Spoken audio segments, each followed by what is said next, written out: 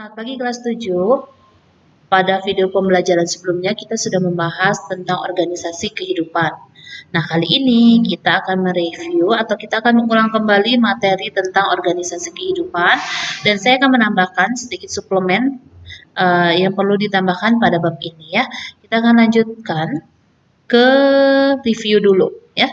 Urutan organisasi kehidupan mulai dari yang sederhana ke yang kompleks itu adalah mulai yang pertama sederhana itu sel, kemudian jaringan, organ, sistem organ, dan individu. Nah, apa itu sel? Sel adalah bagian terkecil dan fungsional dari suatu makhluk hidup, ya. Sedangkan jaringan itu adalah kumpulan dari beberapa sel yang memiliki fungsi yang sama. Sedangkan organ itu adalah kumpulan dari beberapa jaringan yang memiliki fungsi yang sama. Sistem organ adalah kumpulan dari beberapa organ untuk menunjang fungsi kehidupan. Ya. Kemudian individu adalah kumpulan dari sistem organ yang bekerja menjadi satu kesatuan membentuk suatu individu. Kalau kalian perhatikan pada layar tampak gambar sel hewan dan sel tumbuhan. Perbedaannya apa? Perbedaan yang utama pada sel tumbuhan terdapat dinding sel, ya, memiliki dinding sel. Sedangkan pada sel hewan tidak memiliki dinding sel. Lapisan paling luarnya dari sel hewan adalah membran sel. Oke, berikutnya perbedaan berikutnya adalah pada sel hewan dia memiliki lisosom. Sedangkan pada sel tumbuhan tidak memiliki lisosom. Kemudian perbedaan berikutnya adalah pada sel hewan vakuolanya kecil, bahkan bisa tidak nampak sama sekali ya. Sedangkan pada sel tumbuhan vakuolanya besar karena berisi cadangan makanan, cadangan pigmen warna, dan sebagainya. Oke. Selain itu, perbedaan lainnya adalah pada sel tumbuhan dia memiliki kloroplas, sedangkan pada sel hewan tidak memiliki kloroplas. Perbedaan lainnya pada sel hewan bentuk selnya itu bisa berubah karena dia tidak memiliki dinding sel. Sebaliknya, pada sel tumbuhan, karena dia memiliki dinding sel, maka bentuknya relatif lebih kaku daripada sel hewan. Kita akan lanjutkan ke berikutnya. Oh iya, jika kalian diminta untuk mengurutkan organisasi kehidupan mulai dari yang kompleks sampai ke yang sederhana, kalian tinggal balik aja ya. Kalian tinggal balik mulai dari individu, sistem organ, jaringan, kemudian paling terakhir adalah sel. Tapi kalau kalian diminta untuk mengurutkan organisasi kehidupan mulai dari yang sederhana ke yang kompleks, yang tampak pada layar, sel, jaringan, organ, sistem organ, baru individu. Jangan tertukar ya. Kita akan lanjutkan ke berikutnya adalah untuk melakukan pengamatan terhadap sel yang ukurannya mikroskopik, ukurannya kecil sekali, digunakan alat yang disebut dengan mikroskop. Nah, kita akan bahas bagian-bagian dari mikroskop itu apa saja ya. Yang pertama, ini gambarnya dulu, gambar mikroskop beserta bagian-bagiannya. Bagian yang pertama adalah lensa okuler. Lensa okuler adalah lensa yang paling dekat dengan mata. Kemudian di sebelah bawahnya ini adalah badan. Kemudian kalau kamu lihat ini adalah makrometer, pemutar kasar. Kemudian ada yang lebih tombol kecilnya, ini adalah mikrometer atau pemutar halus. Kemudian lekungan ini disebut dengan lengan. Kemudian ada kaki mikroskop, pemutar kondensor, ya, pemutar kondensor. Kemudian ada juga meja benda. Meja benda ini fungsinya adalah untuk meletakkan preparat yang akan diamati. Berikutnya, ada pemutar lensa atau revolver. Kemudian lensa objektif.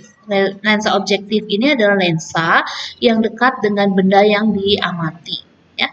Kemudian ini penjepit. Penjepit memastikan supaya objek gelasnya tidak ke kiri ke kanan, pas di tempatnya ya. Kemudian berikutnya adalah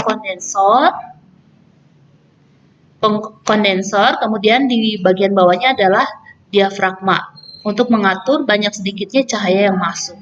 Kemudian cermin yang terakhir ya. Oke, kita akan lanjutkan ke fungsi bagian-bagian dari mikroskop. Fungsi yang pertama, lensa okuler adalah lensa yang dekat dengan mata.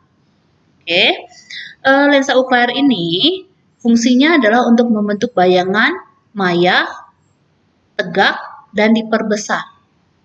Kemudian yang kedua adalah lensa objektif. Lensa objektif ini adalah lensa yang berdekatan dengan objek yang akan diamati. Fungsinya adalah untuk membentuk bayangan yang nyata, terbalik, dan diperbesar. Fungsi bagian-bagian mikroskop yang berikutnya adalah tabung mikroskop ya, atau tubus atau tubulus. Oke. Fungsinya adalah untuk mengatur fokus dan menghubungkan antara lensa okuler dengan lensa objektif. Berikutnya adalah makrometer atau pemutar kasar. Fungsinya adalah untuk menaikkan dan menurunkan tabung mikroskop dengan cepat. Kemudian berikutnya adalah mikrometer atau pemutar halus. Fungsinya adalah untuk menaikkan dan menurunkan tabung mikroskop dengan lambat. Jadi saat kalian menggunakan mikroskop, yang terlebih dahulu harus digunakan adalah makrometer terlebih dahulu. Setelah bendanya samar terlihat tapi tidak terlalu jelas, kalian bisa lanjutkan dengan menggunakan menggunakan mikrometer ya. Kemudian berikutnya adalah revolver. Revolver ini adalah pemutar lensa. Kalian tentu pernah dengar ya revolver ya. Nah, fungsinya untuk mengatur perbesaran pada lensa objektif. Berikutnya adalah cermin pengatur atau reflektor. Fungsinya adalah untuk memantulkan cahaya dari cermin ke objek yang akan diamati melewati lubang yang ada di meja objek. Ya, ada dua jenis, yaitu ada cermin datar dan juga ada cermin cekung. Kemudian berikutnya ada diafragma. Fungsi dari diafragma adalah untuk mengatur sedikit banyaknya cahaya yang masuk. Kita bisa menyesuaikan dengan mata kita, objek yang kita amati apakah sudah cukup jelas untuk dilihat ya. Kemudian berikutnya adalah kondensor. Kondensor ini fungsinya adalah untuk mengumpulkan cahaya yang dipantulkan oleh cermin dan kemudian memfokuskan cahaya itu untuk menerangi objek yang sedang diamati. Berikutnya adalah meja mikroskop atau meja sediaan. Fungsinya adalah untuk meletakkan objek yang diamati di dalam sebuah penelitian ya. Berikutnya adalah bagian kaki mikroskop. Fungsinya sebagai penyangga atau menopang mikroskop. Berikutnya adalah pengatur sudut atau sendi inklinasi. Fungsinya adalah untuk mengatur sudut tegaknya mikroskop ya, atau mengatur derajat kemiringan mikroskop sehingga memudahkan pengamatan. Berikutnya, kalian ada tugas biologi yang ke-6. Kalian diminta untuk mencari gambar mikroskop lengkap dengan bagian-bagiannya. Kemudian, silakan gambarkan di buku latihan kalian. Jangan lupa berikan nama, kemudian kelas, dan nomor absen. Kemudian, kirimkan ke Google Classroom.